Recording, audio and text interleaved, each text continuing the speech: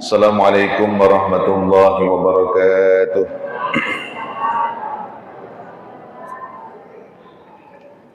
Innal hamdalillah nahmaduhu wa nasta'inuhu wa nastaghfiruh wa na'udzu billahi min shururi anfusina wa min sayyiati a'malina. May yahdihillahu fala mudilla lahu wa may yudlil fala hadiya lahu. Allahumma shalli wa sallim ala sayyidina Muhammad bin Abdillah wa ala alihi wa sahbihi wa mawalah, la hawla wa la quwwata illa billah. Asyhadu an la ilaha illallah wahdahu la syarika lah wa asyhadu anna Muhammadan abduhu wa rasuluhu la nabiyya ba'dah. Wa qala Allah ta'ala fi kitabihil karim, kullu nafsin dha'iqatul maut. Wa qala Rasulullah sallallahu alaihi wasallam, idza mata ibnu adama in qata amalu illa min thalathin, shadaqatin jariyah aw ilmin yuntafa'u bih aw waladin salih yad'u lahu. Shadaqallahul azim wa shadaqa rasulul karim wa nahnu ala dzalika minasy syahidin.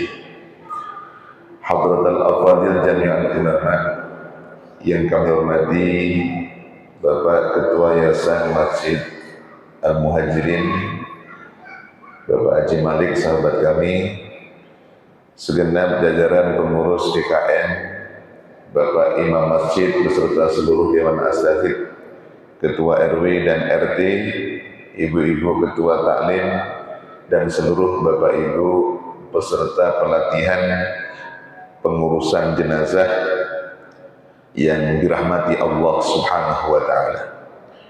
Puji syukur kehadirat Allah atas nikmat yang ditucurkan ke hadapan kita semua. Salawat beriring salam semoga senantiasa tercurah limpahkan keharibaan pembawa berita Islam, junjungan agung baginda Rasulullah Muhammad sallallahu alaihi wasallam, para keluarga, para sahabat, serta para pengikutnya hingga di akhir zaman. Alhamdulillah, di pagi yang berbahagia ini, di rumah Allah ini kita bersama-sama bisa hadir dalam kerangka mengikuti pelatihan penyelenggaraan jenazah yang dilaksanakan oleh Yayasan Masjid Al-Muhajirin. Tentu harapan kita bersama-sama pelatihan ini pada akhirnya bukan sekedar teori, akan tetapi menghantarkan kepada kita untuk bisa mempraktekkan pelatihan ini minimal pada saat keluarga kita ada yang wafat menghadap Allah Subhanahu wa Ta'ala. Karena sesungguhnya yang paling afdal untuk mengurus jenazah ya keluarganya sendiri. Ya, jadi sifatnya petugas itu sebenarnya hanya membantu, hanya menjadi fasilitator. Yang terbaik itu kalau bisa mulai memandikan, mengkafani, mensolatkan sampai mengkubumikan ya keluarganya sendiri. Ya anaknya, orang tuanya, abang adiknya. Namun demikian, harapan Ketua Yayasan tadi, karena Mediterania ini cukup luas, maka sengaja tiap RT kita hadirkan di sini setidaknya, walaupun mungkin petugas fardu kifayah yang tercatat di masjid ini jumlahnya terbatas, tapi harapan kita di setiap RT RW itu paling tidak ada. Walaupun tadi sudah disampaikan, pemerintah Kota Batam mulai tahun 2024 yang lalu mencanangkan insentif untuk pengurus fardu kifayah. Tapi insentif itu diberikan bukan setiap bulan sebagaimana para mubaligh, para imam, para guru ngaji, tapi insentif diberikan per kasus kematian. Sehingga kalau 1 tahun nggak ada yang meninggal sama sekali, ya nggak dapat sama sekali. Maka saya sebagai Ketua Umum Majelis Ulama Indonesia Kota Batam sempat agak khawatir. Takut petugas fardu kifayah itu salah doa. Karena kalau makin banyak kasus kematian, makin banyak insentifnya itu. Tapi saya yakin tidaklah.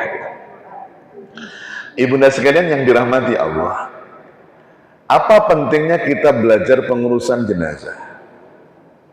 Kita tahu mengurusi jenazah itu mungkin kalau dalam pandangan manusia, pekerjaan yang mungkin kita anggap sebelah mata. Pekerjaan orang nganggur yang nggak punya pekerjaan lain. Akan tetapi sungguh, mengurus jenazah itu kalau tahu fadilahnya, ini pekerjaan yang sangat besar nilai pahalanya di hadapan Allah Subhanahu wa Ta'ala. Karena dalam hadis sahih yang diriwayatkan oleh Imam Bukhari dikemukakan, manittaba'a janazatan muslim imanan wahtisaban wa kana ma'ahu hatta yusalla 'alayha wa yafrugha min dafniha fa innahu yarji'u minal ajri bi qirataini kullu qiratin mislu uhudin. Barang siapa yang mengiringi jenazah seorang muslim semata-mata iman dan mengharapkan ridho Allah, orang itu mengiringi jenazah sampai salat selesai dan sampai usai mengkebumikannya, menguburkannya, maka ia pulang mendapatkan pahala 2 qirat. 1 qirat itu seberapa? 1 qirat itu seukuran gunung Uhud. Masya Allah ya. Pahalanya 2 qirat. Berarti sekali dia mengurusi jenazah, mulai memandikan, mengkafani, mensolatkan, mengkebumikan, dapat pahala seukuran 2 gunung Uhud. Bapak Ibu yang pernah haji umrah, pernah lihat gunung Uhud? Gunung yang cukup besar di Madinah. Itu pahalanya. Wa man shalla 'alayha thumma raja'a qabla an tudfana fa innahu yarji'u bi qiratin. Dan barang siapa yang mensolatinya lalu pulang sebelum dimakamkan, baginya mendapatkan pahala 1 qirat. Kalau ngikuti jenazah hanya sampai disolatkan, tidak ikut mengkebumikan, pahalanya 1 qirat. Hal ini menunjukkan kepada kita bahwa mengurusi jenazah, mulai memandikan, mengkafani, mensolatkan hingga mengkebumikan, merupakan amalan yang sangat dinilai besar pahalanya di sisi Allah Subhanahu wa Ta'ala. Maka orang yang berilmu, orang yang mengerti agama akan punya semangat ketika mengurusi soal jenazah. Memang kalau dihitung materi dunia nggak ada untung-untungnya, Pak. Apa untungnya? Ya. Apakah orang yang kita urus jenazahnya nanti kita mati dia yang ngurus? Kan enggak juga. Dia yang sudah mati duluan. Tapi ini pahala yang dijanjikan Allah. Maka lihat kita yang pernah haji umrah, begitu jenazah keluar dari Masjidil Haram, Masjid Nabawi, ya, ribuan orang Pak ingin ikut serta setidaknya memikul jenazahnya. Kenapa? Karena mereka tahu akan fadilah jenazah, mengurus jenazah ini. Saya bulan September yang lalu menunaikan ibadah umrah. Ada jamaah kita yang wafat di Madinah. Ya. Tapi yang kita takjub, ya, dari tim kita hanya 3 orang kami ngurus jenazah itu. Tapi begitu saat selesai disolatkan sampai ke pemakaman, ya, puluhan orang yang mengikuti kami membantu proses mengkebumikan ini. Apakah mereka petugas? Bukan. Kenapa? Karena tahu tentang fadilah keutamaan jenazah. Orang-orang kulit hitam itu semangat sekali. Ya, apalagi kemarin bulan September itu kan musim panas. Ya. Mengebumikannya itu selepas sholat asar. Itu matahari masuk panas ya. Kami pun saya tutupin kepala ini pakai surban. Kan berdebu, panas, padang pasir. Tapi mereka sangat cekatan. Ya, ini tentang fadilah ngurus jenazah. Maka jangan males-malesan. Ya, karena kita sedang menjemput pahala 1 qirot atau 2 qirot. Tapi dengan catatan imanan wahtisaban. Iman dan mengharapkan ridho Allah. Bukan mengharapkan insentif. Ini yang harus dicatat ya. Ya, insentif itu urusan Pak Malik karena dikasih diterima. Ya. Lah bagaimana yang mesti kita lakukan? Jadi ngurus jenazah bukan hanya sejak memandikan, tapi sejak ya tugasnya kan sampai mulai dari sini. Ketika pada saat jenazah itu meninggal, apa yang mesti dilakukan saat orang dinyatakan meninggal? Tentu pertama kali istirja, mengungkapkan inna lillahi wa inna ilaihi rajiun. Ketika kabar itu kita terima ada orang yang meninggal dunia. Begitu kita lihat jenazah, maka dianjurkan dalam Islam untuk memejamkan mata orang yang baru wafat. Sunnah memejamkan mata orang yang baru wafat jika matanya belum terpejam. Dan jadi pengurus jenazah termasuk keluarga. Jangan jadi orang yang kepo. Kepo itu sok tahu. Begitu jenazah matanya nggak mejam, nampak suul khotimah. Nggak boleh sembarangan. Ya, sebagaimana yang dikisahkan dalam hadis ketika wafatnya Abu Salamah, salah seorang sahabat Nabi wafat, maka apa yang dilakukan Rasulullah? Dakhala Rasulullah sallallahu alaihi wasallam ala Abi Salamah wa qad saqqa basarahu fa aghmadahu thumma qala inna ruha idza qubida tabi'al basar. Rasulullah sallallahu alaihi wasallam ketika mendatangi Abu Salamah yang telah meninggal, ketika itu kedua matanya terbuka. Maka Nabi Muhammad sallallahu alaihi wasallam memejamkan kedua mata Abu Salamah dan bersabda, sesungguhnya bila ruh telah dicabut, maka pandangan matanya akan mengikutinya. Jadi mata memejam tidak memejam itu tidak menjadi indikator husnul khotimah apa su'ul khotimah, tidak. Karena sudah fitrah. Bahkan sahabat Nabi sekelas Abu Salamah saja ketika wafat matanya membuka. Rasulullah menjelaskan kenapa orang mati itu matanya kok terbuka.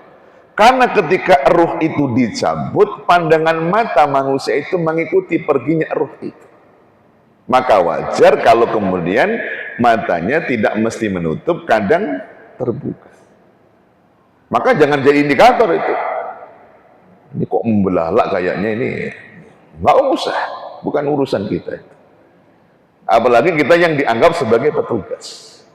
Hindari membicarakan keburukan mayit, keburukan jenazah. Walaupun itu bisa jadi benar, tapi hindari. Karena membuka aib jenazah itu lebih sulit taubatnya dibandingkan menceritakan orang yang hidup. Kalau menceritakan keburukan orang hidup, kita lebaran masih bisa minta maaf. Tapi bagi orang yang meninggal, kita buka aibnya, kapan minta maafnya? Nanti dihisab Allah Ta'ala. Di pengadilan Allah kita baru bisa menyelesaikan. Maka jangan sekali lagi membuka aib jenazah. Maka disunahkan untuk menutup matanya kalau memang belum tertutup. Dan ini kesepakatan ulama. Sunnah hukumnya memejam mata mayit. Kemudian pada saat memejamkan mata, ibu nanti nggak usah mencatat, ini materi saya titipkan ke Pak Ketua nanti, bisa disebarluaskan. Ya, ada doa yang dibaca pada saat kita memejamkan mata jenazah. Apa yang dibaca? Doanya ini. Allahumma gfir, namanya disebutkan. Ya, misalkan Fulan bin Fulan, warfa' darajatahu fil mahdiyin, wahlufu fi akibihi fil ghabirin waghfir lana wa lahu ya rabbal alamin wamsah lahu fi qabrihi wa nawwir lahu fih. Ya Allah, ampunilah si fulan ini, angkatlah derajatnya bersama orang-orang yang mendapatkan petunjuk, berilah penggantinya bagi orang-orang yang ditinggalkan sesudahnya, dan ampunilah kami dan dia, wahai Tuhan semesta alam. Ya, lapangkanlah kuburnya, berilah penerangan di dalamnya. Ya, ini doa yang dibaca saat ya menutup mata ya jenazah yang baru saja meninggal. Kalau sulit bagaimana Pak? Maka dianjurkan kalau sulit biasanya ambil air hangat pelan-pelan. Kalau sulit juga jangan dipaksa. Ini macam nggak boleh.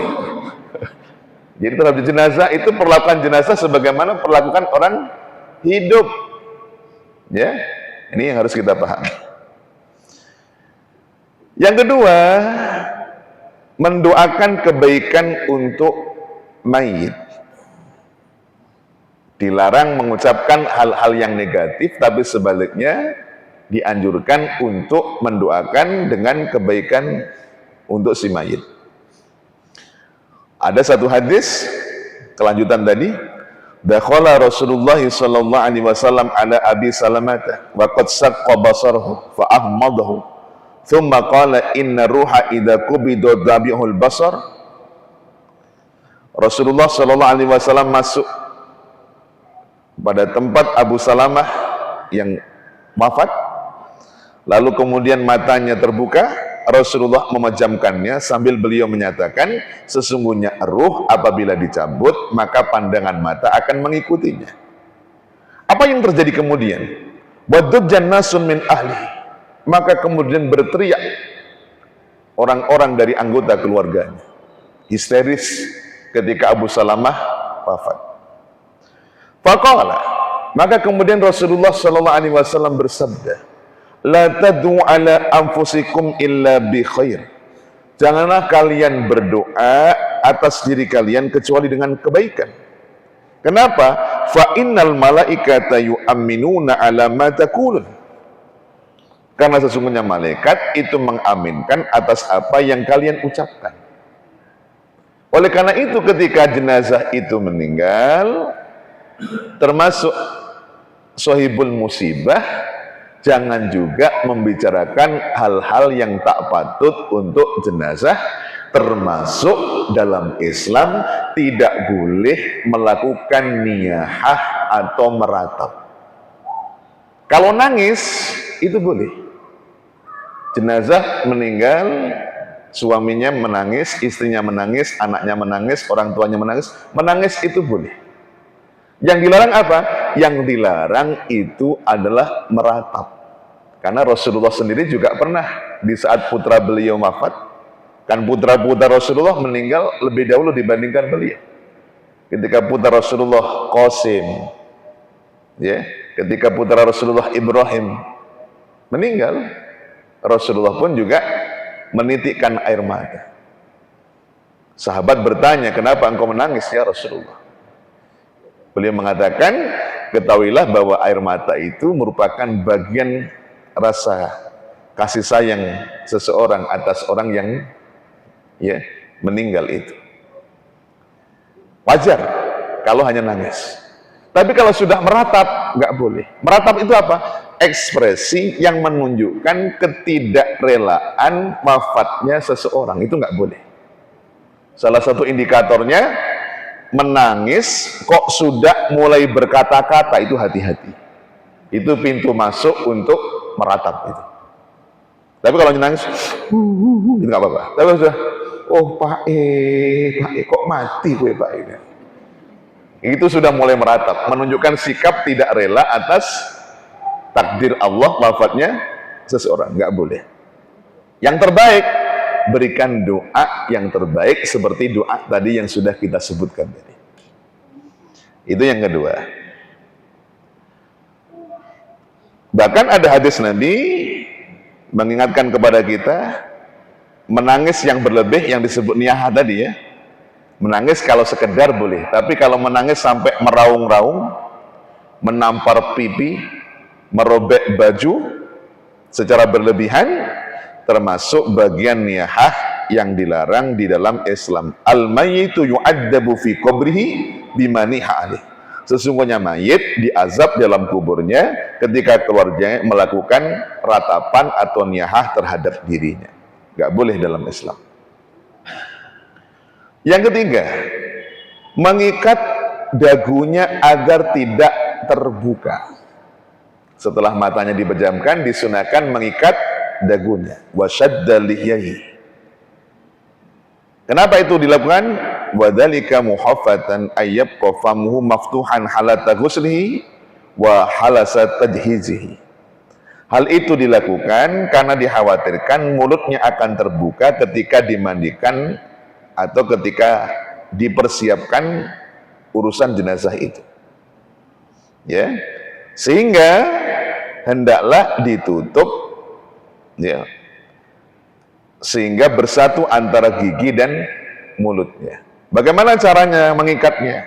Ya, dilakukanlah caranya itu longgar, artinya tidak ada cara khusus, tapi biasanya dengan menggunakan kain yang lebar dan panjang diikat melingkar dari dagu hingga kepala bagian atasnya, sehingga mulutnya tertahan dan tidak bisa terbuka. Kalau memang kondisi mulutnya tidak menutup, ya. Tapi kalau sudah menutup, nggak wajib kemudian harus diikat, ya. Ini kondisi yang bisa jadi, maaf, mulutnya dalam keadaan tidak menutup. Karena kalau tidak menutup nanti ada kekhawatiran akan menyulitkan pada saat prosesi memandikan, mengkafani dan seterusnya. Kemudian yang keempat, disunahkan menutup mayit dengan kain, ya. Dan ini yang terjadi pada Rasulullah sallallahu alaihi wasallam. Anna Rasulullah sallallahu alaihi wasallam hina tuwaffiya sujjiya bi burdin hibaratin. Rasulullah sallallahu alaihi wasallam ketika beliau wafat, beliau ditutup dengan kain hibrah. Kain itu ada dua. Ada kain yang polos, ya. Ada juga kain itu hibrah. Hibrah itu ada coraknya. Pada masa Rasulullah, kain khibrah itu banyak diproduk dari negeri Yaman masa itu. Lah Rasulullah ketika wafat ditutup dengan kain. Lah kain yang digunakan menutup itu bukan kain polos tapi kain bercorak. Ini tidak wajib harus bercorak, ya. Tapi kalau ngikut petunjuk Rasulullah memang bercorak, bukan kain polos penutup Rasulullah itu. Maka ini diterjemahkan di Islam di negeri kita, di Nusantara ini. Pada umumnya kalau jenazah meninggal itu ditutup pakai kain apa namanya? Kain jarit itu, kain panjang itu kan. Ya. Yang rata-rata batik, ya. Jadi kalau ditanya, adakah dasar orang mati itu ditutup kain batik? Dasar dari Rasulullah? Ada. Mana hadisnya? Ini. Jadi Nabi tidak pakai kain polos. Walaupun seandainya kain polos juga boleh. Yang suka hijau karena pilihannya hijau kemarin pakai hijau silahkan. Yang mau merah silahkan. Yang kuning monggo. Yang coklat silahkan. Yang oranye silahkan. Tapi kalau Rasulullah itu kain yang bercorak. Ini hadisnya. Kemudian yang kelima, disunahkan untuk mempercepat pengurusan jenazah. Rasulullah SAW bersabda, asri'u bil janazati fa in tahu salihatan fa khairan tuqaddimunaha. Segerakanlah pengurusan jenazah, karena jika jenazah itu orang soleh maka itu lebih baik, karena akan, ya, menjadikan, ya, fa innaka taku salihatan fa khairan tuqaddimunaha, maka akan jadi kebaikan bagi jika kalian percepat, ya. Fa iyakun siwadalik, apabila jenazahnya bukan orang baik, ya, fasyarun tadaunaha an riqabikum, maka keburukan lebih cepat hilang dari pundak-pundak kalian. Jadi kalau ditanya hikmah disunnahkannya mempercepat jenazah itu apa? Hikmahnya apa? Kalau jenazah baik, jenazah itu akan segera mendapatkan balasan atas kebaikan yang dilakukan olehnya. Tentu ini positif untuk jenazah itu. Tapi kalau jenazah itu tidak baik, maka keburukan jenazah segera lepas dari pundak kita.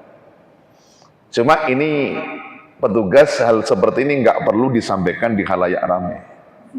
Nanti tersinggung orang itu. Bapak Ibu, mari kita segerakan jenazah ini. Jika jenazah ini baik, mudah-mudahan kebaikan segera dia dapatkan. Jika jenazah ini buruk, biar segera lepas dari pundak kita. Itu bisa tersinggung keluarganya. Ya, ini penjelasan Rasulullah, cukup kita petugas yang tahu. Nggak perlu dibuka di khalayak ramai yang nanti ada yang tersinggung ya. Ya itu rahasia. Maka itu kalau memang tidak ada hal yang sifatnya itu uzur yang syar'i, nggak perlu lama-lama. Kadang-kadang kan kasihan sampai 2 hari baru dikebumikan. Kecuali ada persoalan-persoalan yang sifatnya syar'i. Itu memang agak sulit ya. Saya kebetulan ya kurang lebih 20 tahun sebagai pelayan haji dan umroh. Berkali-kali mengurus jenazah yang meninggal saat haji ataupun saat sedang umroh. Memang kalau di sana nggak bisa cepat, Pak. 2 hari itu udah bagus ya. Kemarin ini saya mengurus 2,5 hari. Karena kalau di sana prosesnya panjang. Ini sekedar intermezzo biar kita tahu juga perbandingan bagaimana mengurus jenazah. Bagi kita yang haji umroh, apalagi sekarang mulai sudah dibuka umroh mandiri. Salah satu yang ditakut-takuti di medsos itu kan gitu. Kalau umroh mandiri, kalau engkau mati nanti siapa yang ngurus kan gitu. Ya. Di sana memang agak lama mengurus jenazah. Kalau kita yang jamaah haji umroh itu agak lama karena prosesnya panjang. Pertama, Saudi ini karena negara yang relatif maju ya, maka pertama kali kalau ada meninggal itu minta kepastian surat dari kedokteran, surat keterangan wafat. Siapa jenazah yang pertama kali menemukan mengurus jenazah itu. Kemarin jamaah kami itu insya Allah wafatnya husnul khotimah, Pak. Saya sampai iri karena dia wafat di tempat yang mulia, sedang dalam berbuat mulia ya.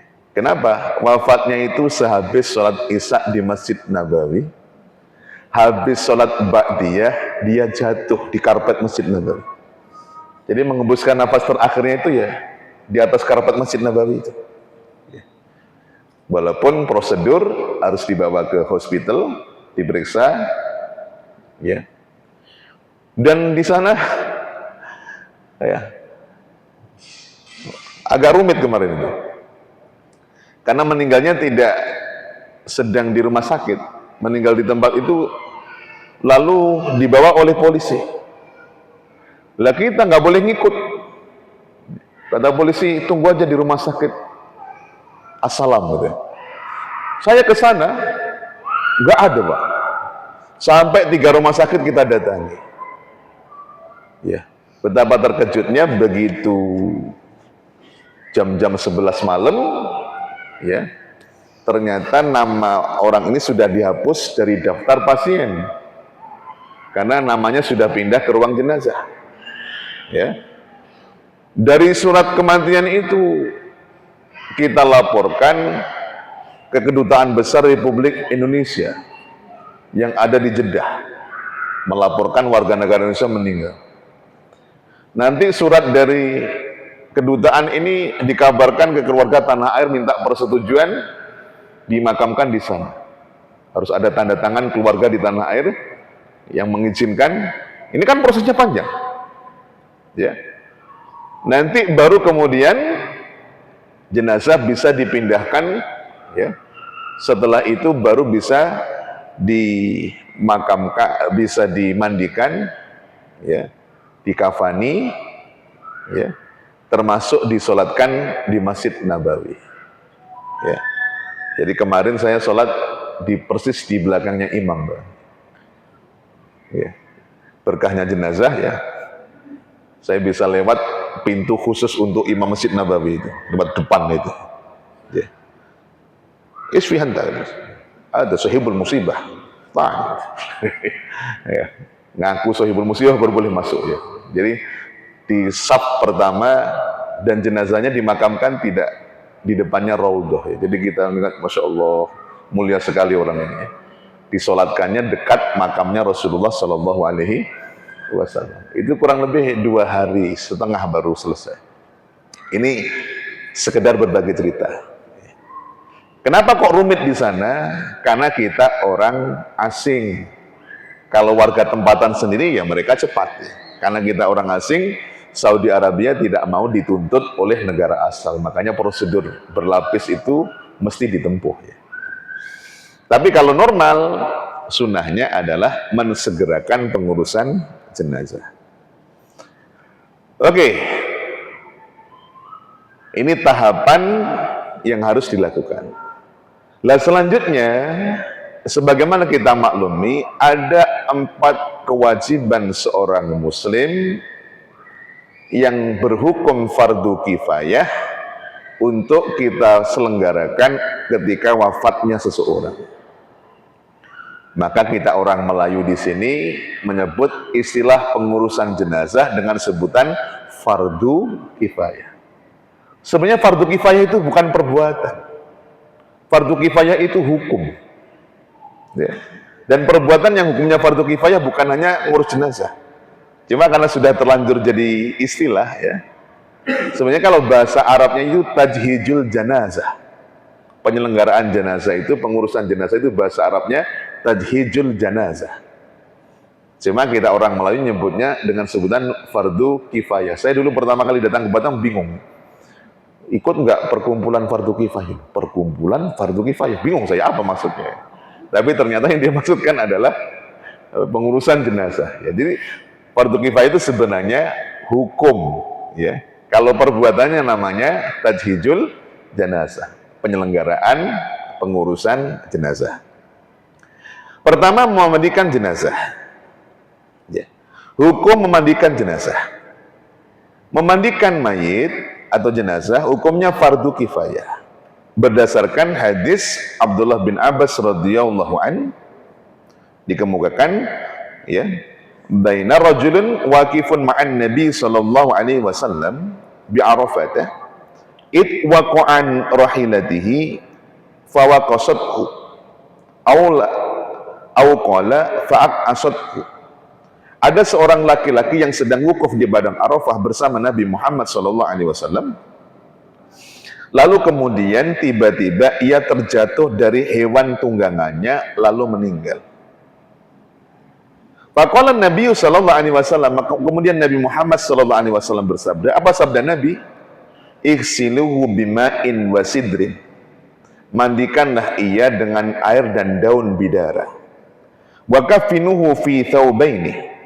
Dan kafanilah dia dengan 2 lapis kain. Au qala thawbaihi, ya, atau riwayat lain menggunakan kalimat thawbaihi. Wala tahannuthu, wala tahantu.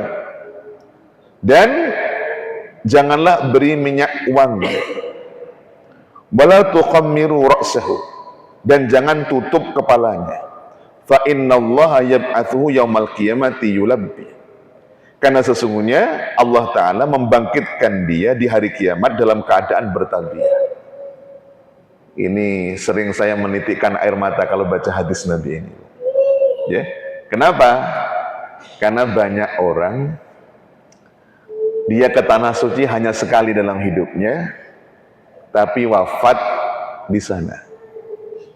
Lah kita-kita yang mungkin sudah lebih dari 70 kali bolak-balik sana, tidak tahu wafat kita di mana. Saya kalau kumpul sama kawan-kawan yang kerjanya di haji umrah itu, saya katakan, dia sekali di sini langsung wafat. Karena wafatnya orang yang sedang haji umrah, apalagi masih berpakaian ihram, ya, itu diperintahkan Nabi untuk dimandikan, dikafani, tapi nggak boleh dikasih wangi-wangian. Kenapa? Karena ihram haji umroh itu tidak batal disebabkan kematian orang. Jadi ihramnya masih ada walaupun dia mati. Maka nggak boleh dikasih wangi-wangian. Kalau dia laki-laki, nggak boleh ditutup kepalanya. Bapak Ibu yang pernah haji umroh, ada jenazah, kok kepalanya dibuka? Jenazahnya nggak dibungkus, kepalanya dibuka. Itu wafat sedang berpakaian ihram. Perempuan walaupun Arab, jenazahnya nggak dibuka, nggak boleh dibuka wajahnya, ya, tidak boleh dibuka telapak tangannya. Kenapa? Karena dia masih ihram. Dan nanti di akhirat, ketika dibangkitkan Allah Ta'ala, dia bangkit dalam keadaan bertalbiyah. Masya Allah. Ya, ketika kita nggak tahu nasib kita kayak apa, mereka enak bangun labbaik Allahumma labbaik, karena belum tawaf, belum sa'i, belum selesai dia. Ya. Ya, sedih kita kalau lihat. Dan berkali-kali kami menyaksikan orang wafat saat di depan Ka'bah. Ada orang dari Jogja didorong pakai kursi roda, dia dihantarkan oleh anaknya, namanya rombongan, ya, yang kursi roda duluan, nunggu jamaah yang normal di belakang belum datang. Bapak ini doa di depan Ka'bah, menghadap Ka'bah begini. Di depan saya, tiba-tiba tunduk, wafat, Pak. Ya, di atas kursi roda, menghadap Ka'bah, selesai doa, belum sempat tawaf. Anaknya langsung menjerit, Bapak, gitu. Saya rangkul, ya, engkau sedih kehilangan ayahmu, tapi ayahmu bahagia karena nanti dibangkitkan akan meneruskan perjalanan umroh yang belum selesai. Ya, ini ya pernah kami saksikan.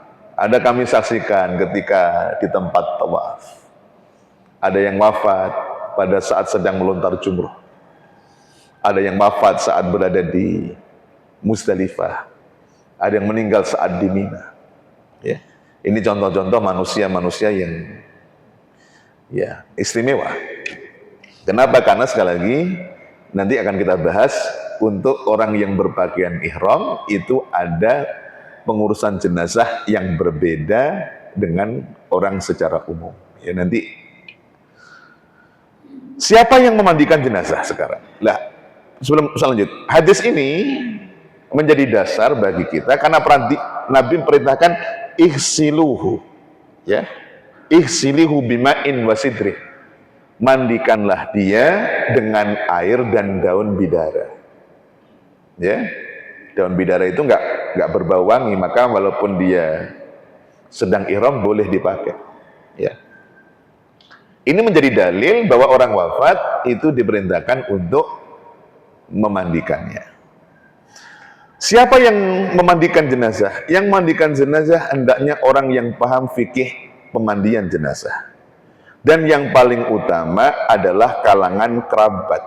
Sebagaimana dulu yang memandikan jenazah Nabi kita Muhammad SAW adalah keluarga Rasulullah sendiri. Siapa? Ada, yaitu sahabat Ali bin Abi Thalib radhiyallahu anhu. Ya. Yang mandikan jenazah Rasulullah siapa? Sayyidina Ali. Siapa Sayyidina Ali? Ya, dia tidak adalah sepupu Rasulullah yang sekaligus dari kecil, ya, sebagai ibaratnya kayak anak asuhnya Rasulullah. Jadi Rasulullah ketika masa remaja diasuh oleh Abu Thalib, sebagai imbangannya ketika Rasulullah, ya, menjadi seorang yang sudah dewasa, ya, Ali bin Abi Thalib adalah orang yang hidupnya di bawah bimbingan Rasulullah SAW. Pada saat Rasulullah wafat, siapa yang mandikan? Adalah Ali bin Abi Thalib. Padahal ada sahabat yang mungkin lebih senior, seperti Abu Bakar As-Siddiq, Uthman bin Affan, Umar bin Khattab. Tapi kenapa yang mandikan jenazah Rasulullah itu Ali bin Abi Thalib? Karena Ali bin Abi Thalib adalah kerabat Rasulullah Sallallahu Alaihi Wasallam. Ghasaltu Rasulullah Sallallahu Alaihi Wasallam, fatahabtu anduru ma yakunu minal mayit falam ara syai'an wa kana thayyiban hayyan wa maitan. Masya Allah. Aku memandikan jenazah Rasulullah Sallallahu Alaihi Wasallam, maka aku melihat pada dirinya, ya, tidak, aku memperhatikan jasad beliau, seorang tidak ada celahnya sama sekali. jasad Rasulullah itu bagus pada saat sedang hidup ataupun pada saat beliau sedang wafat sekali. Ini kesaksian Ali bin Abi Thalib saat beliau memandikan jenazah. Maka dalam konteks kita, ketika ada keluarga kita meninggal, siapa yang paling berhak? Ya keluarganya. Cuma ketentuannya ini, wajib bagi jenazah laki-laki dimandikan oleh laki-laki, demikian juga jenazah wanita dimandikan oleh wanita, kecuali karena suami terhadap istrinya atau sebaliknya. Kenapa ini semua dilakukan? Karena tidak ada lain untuk menjaga kemuliaan jenazah, terutama menjaga aurat jenazah. Maka kalau bisa keluarganya. Ya, suami terhadap istri boleh apa tidak? Boleh. Istri terhadap suami? Boleh. Anak pada orang tua.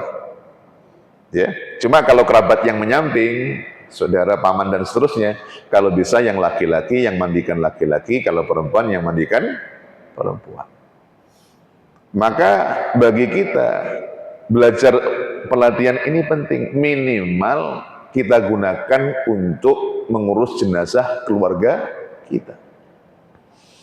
Indah sekali ibu, kalau ibu wafat, ayah anda wafat, yang ngurus jenazahnya anak kita sendiri, senang kita. Ya, betapa indahnya kalau jenazah kita yang ngurusin siapa? Yang mandikan, mengkafani, mensolatkan, mengkebumikan adalah anak-anak kita sendiri. Ya, senang, indah sekali. Jangan sampai, na'udzubillah, jenazah kita meninggal, tapi tak ada satupun keluarga yang mau menyentuh jenazah kita. Karena ketidakpahamannya sama sekali. Ya sangat disayangkan. Wanita haid, ibu-ibu, boleh memandikan jenazah apa tidak? Disebutkan dalam kitab Nihayatul Mujtahid bahwa wanita yang sedang haid atau nifas boleh memandikan jenazah tanpa ada kemakruhan. Wanita haid atau nifas dalam Islam hakikatnya tetap suci sebagaimana wanita yang tidak sedang haid atau nifas dan manusia pada umumnya, sehingga mereka boleh berhak untuk memandikan jenazah. Dalam kitab Majmu' dikemukakan, yajuzu lil junubi wal haidi ghusl maiti bila karahatin. Boleh bagi orang junub atau haid untuk memandikan jenazah tanpa ada kemakruhan. Syarat jenazah yang harus dimandikan. Ya, pertama jenazah orang Islam. Nah, kalau jenazah orang non-Muslim bukan urusan kita. Ya. Yang kedua, didapati tubuhnya walaupun sedikit.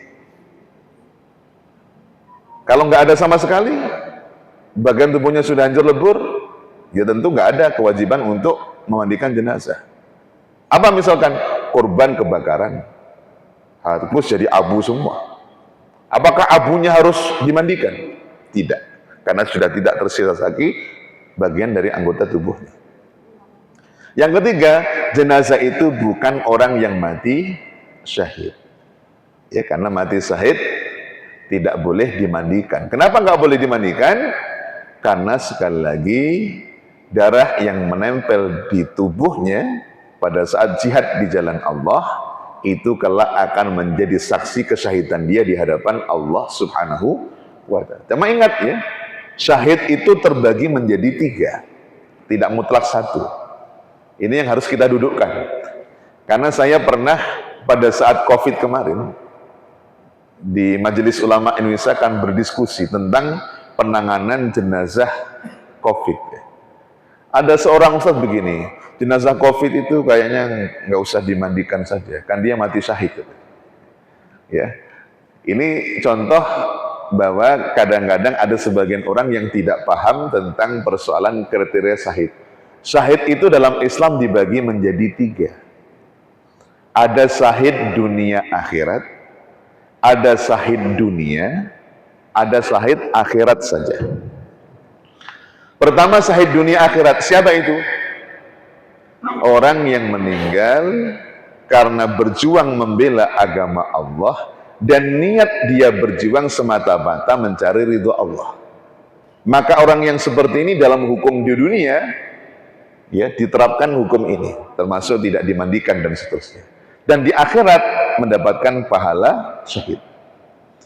Ada yang kedua namanya syahid dunia saja. Siapa itu? Orang yang berjuang bersama pasukan membela agama Allah, tapi niatannya bukan karena Allah. Niatnya bisa jadi pengen naik pangkat, niatannya ingin dapat harta ghanimah dan sebagainya, bukan karena Allah niatannya. Maka yang seperti ini saat gugur di medan perang diperlakukan seperti orang yang mati syahid ini hukumnya, tapi di hadapan Allah kelak tidak mendapatkan pahala syahid karena niatnya bukan karena Allah. Ada yang ketiga namanya syahid akhirat saja. Siapa itu? Rasulullah menjelaskan orang yang mati karena terbakar, mati karena tenggelam, mati tertimpa reruntuhan, mati karena penyakit ya, menular, taun ya, mati karena melahirkan,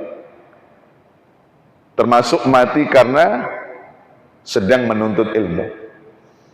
Habis lagi ngaji begini tiba-tiba meninggal. Matinya mati syahid. Syahidnya syahid akhirat. Dan ada sebagian ulama mengkategorikan mati syahid itu adalah mati orang yang menahan rasa cinta yang tidak tersampaikan ya. Lalu mati karena takut pada Allah, matinya mati syahid. Mangkana asyikon, barang siapa yang menahan rasa rindu, fakatamahu, kemudian dia menyembunyikannya karena takut kepada Allah, lalu dia mati, matinya mati syahid. Ada orang mencintai seseorang, tapi kalau rasa cinta itu diteruskan akan melanggar hukum Allah. Dia takut sama Allah. Cuma cinta itu kan nggak bisa dihilangkan. Cuma kalau cinta itu diteruskan akan melanggar hukum Allah. Dia tahan rasa cinta itu sampai ngenes mati. Itu bisa syahid itu. Ya, syahid akhirat. Ya. Artinya apa?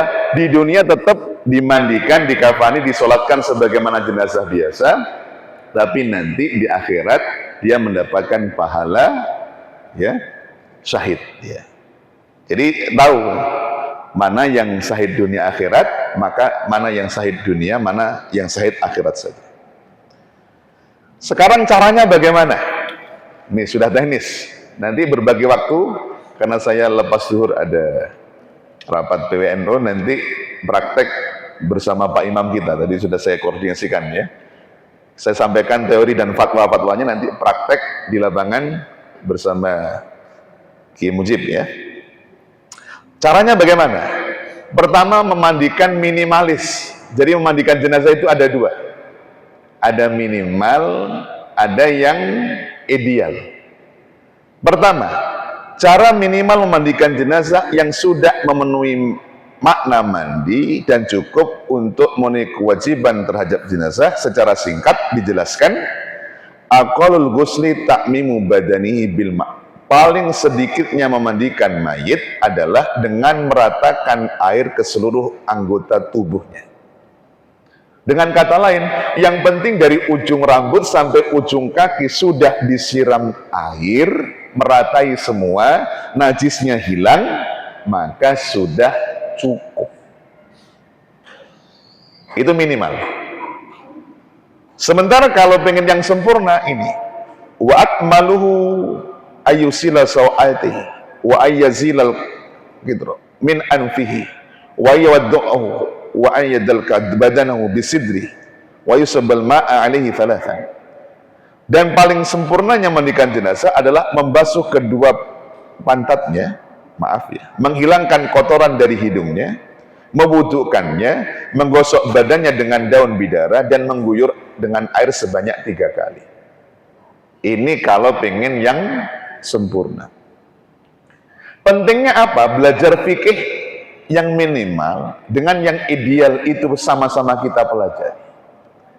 Fikih yang sifatnya minimal itu dibutuhkan kapan? Kondisi-kondisi tertentu seperti sekarang. Maaf ya, lupa tadi kita berdoa saudara kita yang ada di Sumatera Barat di Sumatera Utara, di Aceh yang tertimpa musibah. Kan banyak yang ditemukan, maaf ya, sudah beberapa hari baru ditemukan nyangkut di kayu, di batang, tertimbun di dalam lumpur.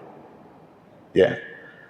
Ketika jenazahnya seperti sekarang 16 jenazah ditemukan di dekat lembah Ane itu. Saya pernah lewat daerah itu. Tahun yang lalu 2023 kami menghantarkan bantuan untuk bencana Sumatera Barat 1 miliar atas instruksi wali kota kepada Gubernur Sumbar, sempat mengunjungi tempat itu. Ya, pagi ini ditemukan sekitar berapa? Ada 16 jenazah. Lah ngurus jenazah 16 ini kalau pakai cara yang sempurna kan lama. Sementara kondisi jenazah sudah seperti itu. Maka ketika dalam kondisi seperti ini bisa pakai fikih minimal. Bagaimana minimal? Ya diguyur air, yang penting bersih, terbebas najis dari ujung rambut sampai ujung kaki, dianggap sudah cukup. Jadi tahu ilmu fikih minimal itu kadang-kadang dibutuhkan seperti ini. Di saat ada musibah, jenazah banyak, tidak mungkin diurus secara sempurna, maka bisa menggunakan cara seperti ini. Kalau detailnya seperti ini. Jenazah ditempatkan di atas meja yang miring atau agak tinggi, supaya percikan air di bawah tidak mengenai jenazah. Kemudian tempat untuk mandikan harus ditutup dan terlindungi, biar tidak tampak khalayak. Kemudian di atas meja sebaiknya letakkan bantalan. Kemudian pada saat dimandikan jenazah diberi pakaian basan agar tidak terlihat auratnya. Jangan dibuka, maaf, telanjang bulat ya, tapi ditutup pakai kain basahan. Kemudian mayat diletakkan di tempat yang sudah disiapkan dan dimandikan dengan air sabun. Yang keenam, membersihkan kotoran perut dan lubang-lubang dengan cara pelan-pelan. Yang ketujuh, kemudian dimandikan bagian badan sebelah kanan terlebih dahulu, lalu bagian sebelah kirinya. Waktu mandikan jenazah disunahkan disiram 3 kali atau 5 kali. Setelah selesai dimandikan, lalu disisir rambutnya dengan rapi. Jenazah diwudukkan dan diberi wangi-wangian. Badan jenazah dikeringkan dengan handuk. Baru kemudian setelah itu diletakkan di atas kain kafan yang sudah disiapkan. Nanti bagaimana prakteknya? Insya Allah dipraktikkan oleh Ustadz Mujibnya. Ini secara teori seperti ini. Nah sekarang kondisi jenazah khusus. Ini kadang-kadang menjadi pertanyaan. Jenazah korban kecelakaan.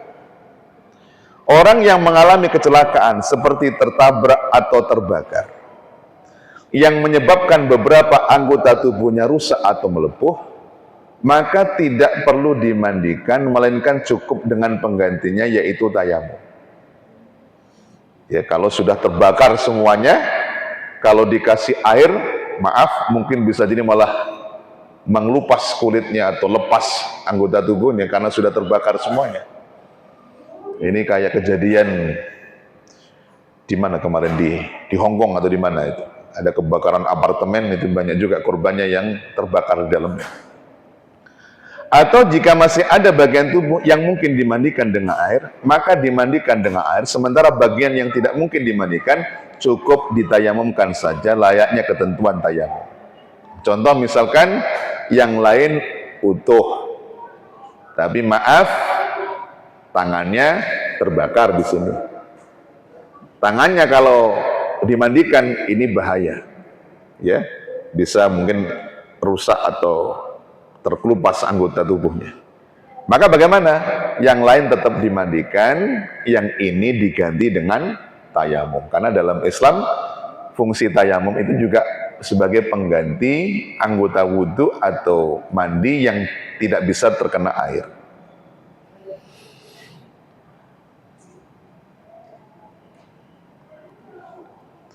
Sama halnya dengan jenazah yang kecelakaan atau terbakar. Ini, perhatikan baik-baik. Jenazah perempuan yang tidak ada yang bisa memandikan kecuali laki-laki non-mahram. Maka jenazah tersebut tidak perlu dimandikan dengan air, tetapi cukup ditayamumkan saja dengan menggunakan kain penghalang. Ini keterangan yang ada dalam kitab Kasifatus saja. Ya. Dikemukakan di situ, seandainya ada seorang laki-laki meninggal. Meninggalnya di mana? Meninggalnya di Pulau Putri. Jadi satu pulau itu isinya hanya orang perempuan saja, nggak ada laki-laki. Ya, yang meninggal laki-laki, satu pulau itu nggak ada orang laki-laki, hanya perempuan saja. Yang meninggal laki-laki. Bagaimana? Karena kalau dimandikan, mau tidak mau akan mungkin bersentuhan dengan auratnya dan seterusnya. Maka ketika situasi tersebut, menurut keterangan dalam kitab Kasifatus saja, cukup ditayamumkan saja. Karena tak ada satupun orang laki-laki yang bisa memandikan. Begitu juga kalau ada orang perempuan meninggal di mana? Di Pulau Putra. Isinya satu kampung laki-laki semua. Ada perempuan meninggal di pulau itu. Tak ada satupun yang laki-laki yang tak ada satupun yang bisa mandi. Maka ketika itu terjadi cukup ditayamumkan saja. Ini penjelasan dari kitab Kasifatus saja. Jenazah orang yang berihram tadi sudah kita jelaskan sedikit. Ada perlakuan khusus bagi jenazah orang yang ihram terutama dalam mengafani. Ketentuannya, jika jenazahnya laki-laki maka kepalanya tidak boleh ditutup. Sedangkan jika jenazahnya perempuan, maka wajahnya tidak boleh ditutup. Karena ini termasuk pantang larang ihram. Laki-lakinya nggak boleh menggunakan penutup kepala, maka kalau jenazah orang ihram harus dibuka. Sementara kalau dia perempuan, walaupun sehari-hari misalkan pakai cadar sekalipun, maka ketika dia meninggal dalam keadaan ihram, tidak boleh ditutup mukanya. Ya.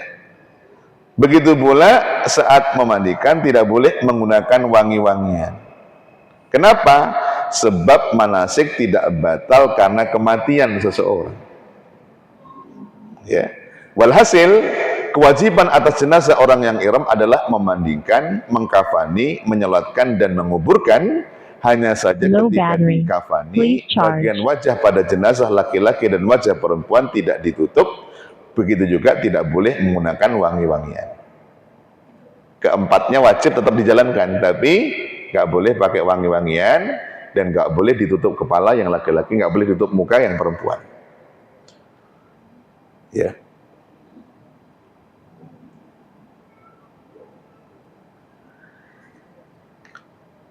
Jenazah yang mati syahid. Jenazah orang yang gugur syahid tidak boleh dimandikan dan tidak boleh disolatkan. Bahkan kain kafannya pun dengan pakaian saat dia gugur, meskipun itu berasal dari kain putih. Amma syahidu, ya, fayahrumu ghusluhu wa salatu alaihi wa yusanu dafnuhu fi thiyabin faqat walau min haririn. Ya. Adapun jenazah yang mati syahid haram dimandikan dan disolatkan. Bahkan sunnahnya dikuburkan dengan pakaian saat meninggal saja. Tidak dimandikan, tidak disolatkan, kafannya pun dari baju yang dikenakan itu. Walaupun seandainya bajunya itu dari sutra. Kan laki-laki nggak boleh pakai sutra. Tapi kalau ada orang berjuang di medan peperangan, berpakaian sutra, meninggal, walaupun sutra tetap boleh. Itu menunjukkan istimewanya orang mati syahid. Lah ini yang agak rumit. Jenazah keguguran. Ini yang petugas betul-betul tunjuk tangan. Yang selama ini melaksanakan di samping Pak Imam siapa? Tunjuk tangan. Yang bapak-bapak mana? Oh ini peserta. Bagaimana menghadapi jenazah keguguran? Kriterianya ini, satu, janin yang keguguran dan masih berupa gumpalan darah atau gumpalan daging. Belum berbentuk tapi masih berbentuk seonggok darah atau daging, sunnah dikuburkan. Gak wajib tapi sunnah dikuburkan. Tidak wajib dibungkus walaupun boleh dibungkus. Tidak wajib dimandikan, tidak wajib disolatkan. Ya, ya dibungkus saja. Dikuburkan. Dua, jika sang janin yang keguguran sebelumnya tidak terlihat hidup, tidak pula terlihat ada tanda-tanda kehidupan, tidak pula tampak rupa dan kesempurnaan fisiknya, maka ia tidak wajib dimandikan dan tidak wajib disolatkan, namun sunnah dibungkus, dikafani dengan kain dan wajib dikuburkan. Ini biasanya janin di atas usia 120 hari. Di atas 4 bulan itu bisa jadi bentuknya ya sudah mulai ada, tapi nggak jelas mana badan, mana kepala, mana kaki. Belum jelas bentuk kemanusiaannya. Maka yang seperti ini tidak wajib dimandikan, tidak wajib disolatkan, tapi disunahkan untuk dikafani, dibungkus, ya, dan dikuburkan. Dibungkus dan dikuburkan.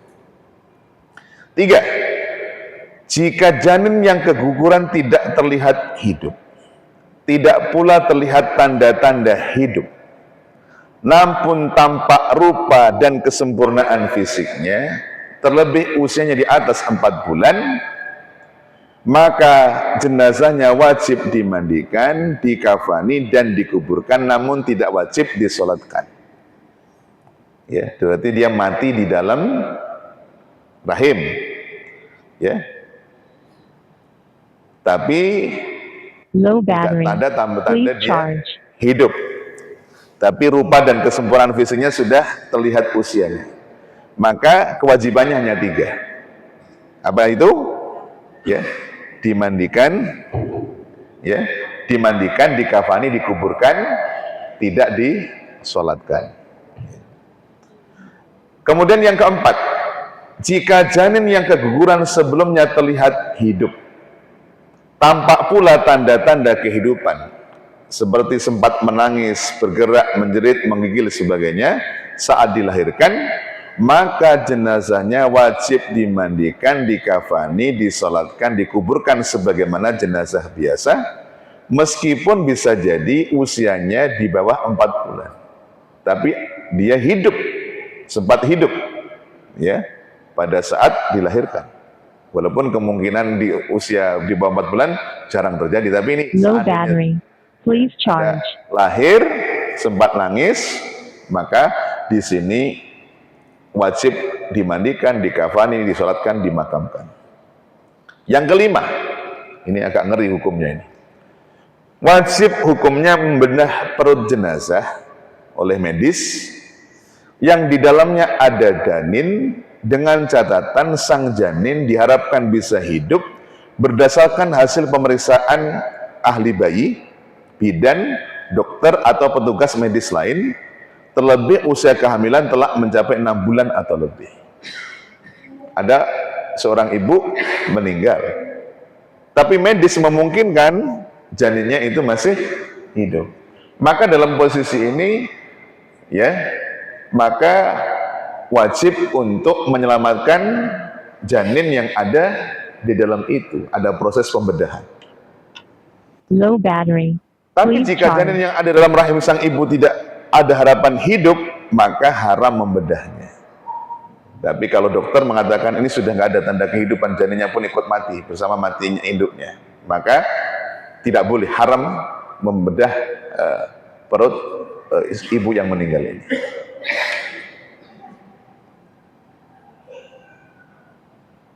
Oke, itu bab memandikan. Selanjutnya mengkafani. Mengkafani jenazah hukumnya fardu kifayah. Sebagaimana dalam hadis, iksilu bima'in wasidrin wa kafinu fi thawbaini. Mandikanlah ia dengan air dan daun bidara, dan kafanilah dia dengan 2 lapis kain. Ada perintah Nabi, wa kafinuhu fi thawbaini. Kafanilah dengan 2 lapis kain. Kadar wajib dari mengkafani jenazah adalah sekedar menutup seluruh tubuhnya dengan bagus. Adapun selainnya itu hukumnya sunnah. Kriteria kain kafan. 1. Kain kafan untuk mengkafani jenazah lebih utama diambilkan dari harta mayit. Jadi kalau ditanya biaya pengkafanan itu dari mana? Ya, pertama adalah kalau bisa dari hartanya mayit. Maka itu Pak Ketua, biar itu diambilkan dari hartanya, ada iuran. Jadi sebenarnya iuran fardu kifayah itu, ya, ya secara tidak langsung kan uang kita juga yang dipakai. Jadi seandainya nggak ada perkumpulan, maka diambilkan dari mana biaya kain kafan itu? Dari hartanya mayit. Oleh karena itu kita perlu tahu harta peninggalan seorang yang meninggal itu nggak boleh serta-merta langsung dibagi kepada ahli waris. Harus diperhatikan aspek ini. Pertama yang diperhatikan, biaya pengurusan jenazah sudah selesai belum? Kalau masih ada biaya-biaya, sebaiknya diambilkan dari harta orang yang meninggal ini. Orang yang meninggal itu ketika hidup masih punya hutang atau tidak? Maka kalau ada hutang, ambilkan dari harta almarhum almarhumah. Ketika orang ini meninggal, ada wasiat apa tidak? Wasiat itu satu komitmen yang disampaikan oleh seseorang yang baru dieksekusi ketika orangnya sudah meninggal.